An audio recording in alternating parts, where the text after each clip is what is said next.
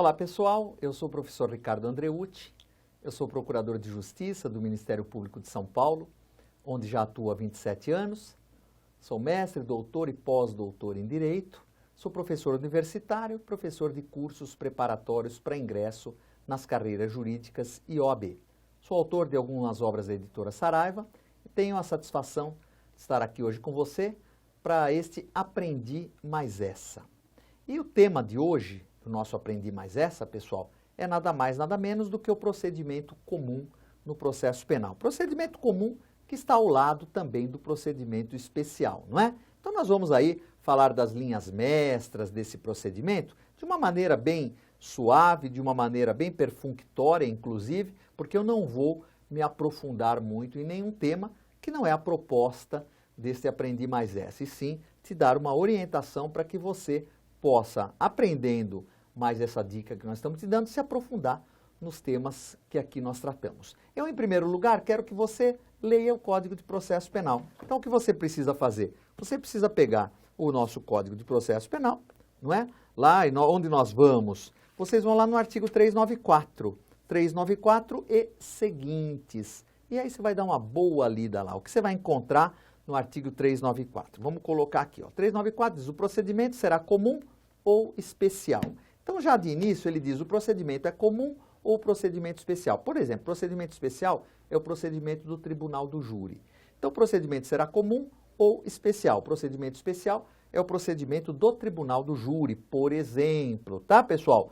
E aí ele diz, parágrafo 1º, procedimento comum será ordinário, sumário ou sumaríssimo. Então, como é que eu identifico um procedimento comum ordinário, sumário ou sumaríssimo? É pelo máximo da pena cominada ao crime.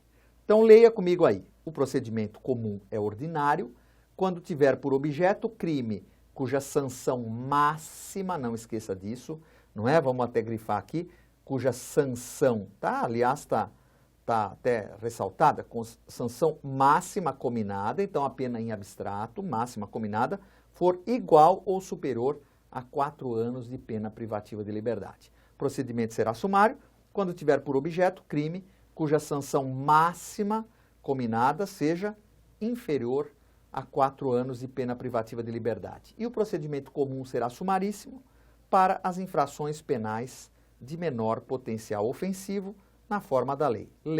Que lei é essa? 9.099 de 95. Tá? Então, o procedimento comum pode ser ordinário, pode ser sumário, pode ser sumaríssimo. E tudo vai depender da pena máxima em abstrato cominada à infração penal dentro dessa tabelinha que nós estamos vendo aí. Ah, mas é só isso, professor? Não, não é só isso. Parágrafo 2º ainda diz: aplica-se a todos os processos o procedimento comum, salvo disposição em contrária deste Código ou de lei especial, que a gente já vai ver. Parágrafo 3º, nos processos de competência do Tribunal do Júri, o procedimento observará as disposições estabelecidas nos artigos 406 a 497 desse Código, cuja leitura recomendo a você. Tá? Não perde nada, ganha-se muito em lendo todos esses artigos do procedimento do júri. Parágrafo 4º, as disposições dos artigos 395 a 398, não é, que depois você vai dar uma espiadinha no seu código, aplica-se a todos os procedimentos penais de primeiro grau, ainda que não regulados neste código.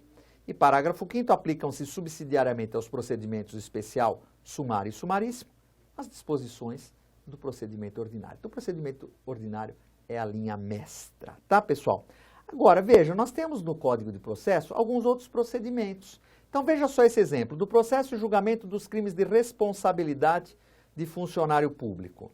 Então, aí, olha o que diz o 513. Os crimes de responsabilidade dos funcionários públicos, cujo processo e julgamento competirão aos juízes de direito, a queixa ou a denúncia será instruída com documentos ou justificações que façam presumir a existência do delito ou com declaração fundamentada da impossibilidade de apresentação de qualquer dessas provas. E aí eu quero que você pegue, inclusive, o 514, né? Porque o 514 fala de uma defesa preliminar. É, pessoal, então o 514 diz assim, quer ver? Leia comigo. O 513 está aí, vamos pegar lá o 514, ele diz assim, ó, 514, nos crimes afiançáveis, estando a denúncia ou a queixa em devida forma, o juiz mandará autuá-la e ordenará a notificação do acusado para responder por escrito dentro do prazo de 15 dias. Então, qual a característica desse processo de julgamento, do rito dos crimes de responsabilidade do funcionário público?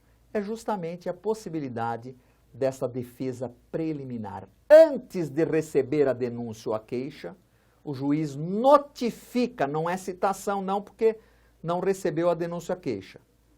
Notifica o funcionário público acusado para apresentar uma defesa preliminar no prazo de 15 dias.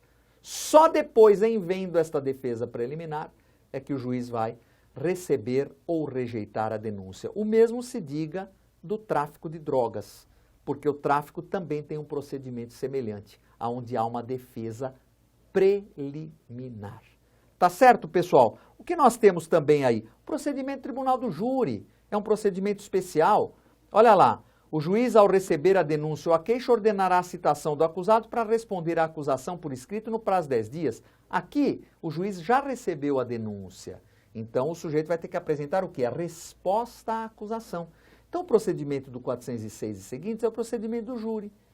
Você vai ver que ele é bifásico ou escalonado. Você sabe que no tribunal do júri, nós temos um procedimento diferente. Ele é chamado de procedimento bifásico ou escalonado, né? O procedimento do júri, pessoal, ele tem duas fases. Ele tem uma primeira fase e ele tem uma segunda fase, tá? Essa primeira fase, que é chamada de judicium accusationis, né? Ou juízo de acusação, ou juízo de admissibilidade, ou juízo preliminar, ou juízo de prelibação, como você queira, é um juízo prévio, onde o juiz vai se limitar a verificar indícios de autoria e prova da materialidade do crime. E essa primeira fase, ela pode terminar, como você sabe, em 4 decisões. Ou a pronúncia, ou a impronúncia, ou a absolvição sumária, ou a desclassificação. A pronúncia é uma decisão e contra ela cabe recurso em sentido estrito.